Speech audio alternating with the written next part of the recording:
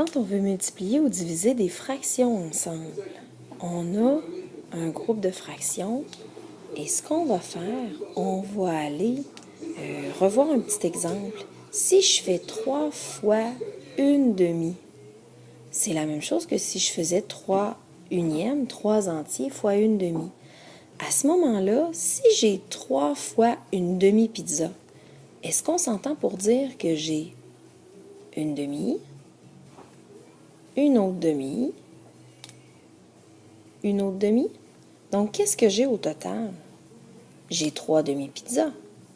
Donc, l'opération qu'on a fait, c'est qu'on a multiplié les numérateurs, puis on a multiplié les dénominateurs. 3 fois 1, 1 fois 2. On va faire la même chose ici. Donc, on va faire 18 fois 15. Je multiplie mes numérateurs. Puis au dénominateur, on va faire 5 fois 27. Dans ce cas-ci, ça ne me tente pas vraiment d'aller multiplier tout ça parce que ce sont des très gros nombres. Ce que je peux faire, au lieu de faire 18 fois 15, je peux aller le décomposer en ses facteurs. Mon 18, là, je peux le remplacer. Mon 18, c'est la même chose que 3 fois 6. Puis 3 fois 6, mon 6, 3 fois 6, mon 6, c'est la même chose que 2 fois 3. Donc ça, c'est équivalent à 18. Mon 15 à côté, c'est la même chose que 3 fois 5.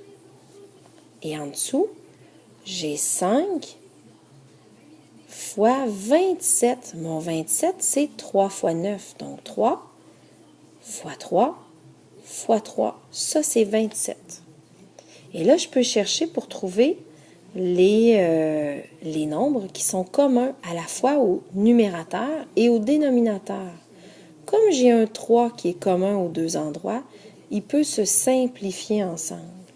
J'ai un autre 3 qui est commun aux deux endroits, il peut se simplifier ensemble.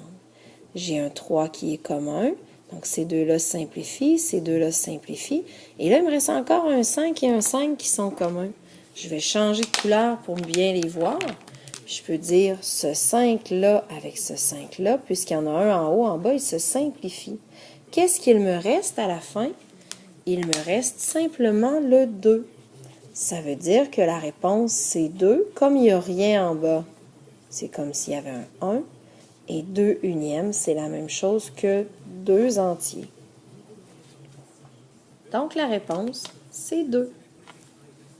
Si j'avais eu une des deux fractions qui avait été négative ou positive, là, maintenant, je ferai mon analyse de signes. Donc, si je reprends et que là, je dis, celle-là, je la mets négative, donc j'ai une quantité positive qui va multiplier une quantité négative, parce que dès que j'en ai un des deux qui est négatif, que ce soit le numérateur ou le dénominateur, la quantité est négative.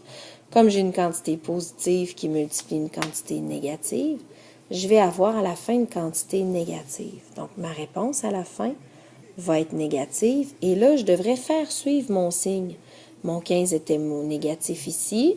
Donc, mon 3 ou mon 5, peu importe, j'en mets un des deux négatifs. Ici, c'est négatif. Et à la fin, ça me donne moins 2.